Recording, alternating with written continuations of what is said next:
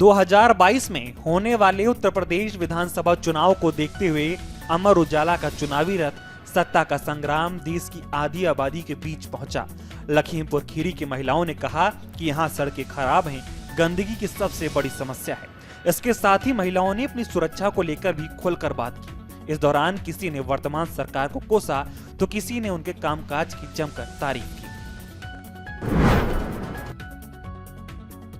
लखीमपुर खीरी में चाय पर चर्चा, युवाओं और महिलाओं की बात सुनने के बाद अमर उजाला का चुनावी रथ प्रमुख राजनीतिक दलों के नेताओं के बीच पहुंचा। यहां नेताओं ने एक दूसरे पर आरोप लगाए ही साथ ही चुनावी मुद्दों पर भी खुलकर अपनी बात रखी। साथ ही महंगाई और विकास के मुद्दों पर विपक्षी पार्टियों ने सरकार को जमकर घेरा।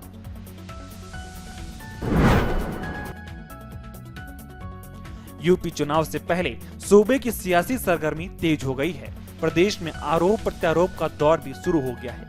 इसी कड़ी में भोजपुरी सिनेमा के सुपरस्टार और भारतीय जनता पार्टी के नेता दिनेश लाल यादव निरहुआ ने समाजवादी पार्टी के अध्यक्ष अखिलेश यादव पर जमकर निशाना साधा है। उन्होंने कहा कि हिंदू होकर हिंदुओं से नफरत करने वाले, जिन्ना का नाम लेने वाले धिक्कार है। उत्तर प्रदेश बीजेपी ने यूपी विधानसभा चुनाव 2022 के लिए अपनी तैयारियां तेज कर दी हैं। चुनाव के लिए घोषणा पत्र बनाने को बीजेपी ने बाकायदा एक कमेटी का गठन किया है, जो लगातार बैठकें कर रही है। अब यूपी बीजेपी ने घोषणा पत्र से सीधे आम लोगों को जुड़ने के लिए उनसे सुझाव मांगे हैं।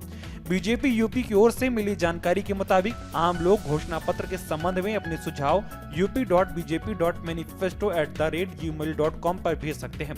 इसके अलावा जनता अपने सुझाव व्हाट्सएप नंबर 8737032031 के माध्यम से भेज सकती है।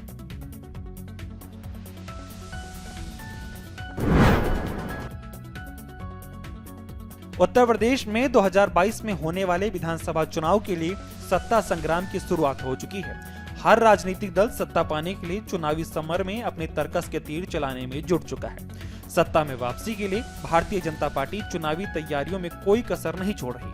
यूपी जीतने के लिए अब बीजेपी दिल्ली में रणनीति बनाएगी।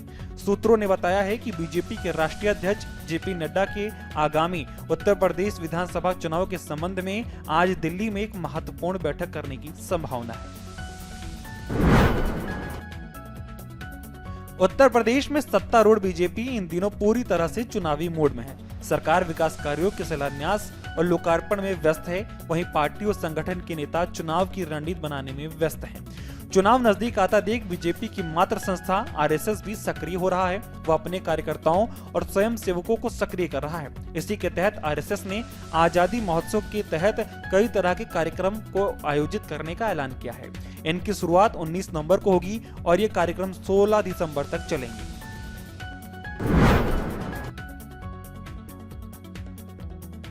अखिलेश यादव ने पखनपुरा में विजय यात्रा शुरू करने से पहले जनसभा को संबोधित करते हुए सरकार पर हमला बोला और जमकर सियासी तीर चलाए। साथ ही कहा कि पूर्वांचल एक्सप्रेसवे समाजवादी पार्टी की देन है। हमने इस एक्सप्रेसवे से पूर्वांचल को तरक्की के रास्ते पर ले जाने का सपना देखा था।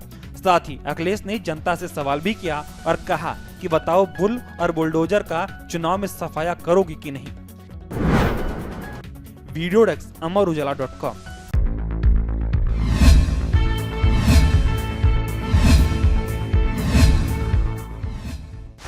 डाउनलोड करें अमर उजाला ऐप और पाएं खबरें लगातार।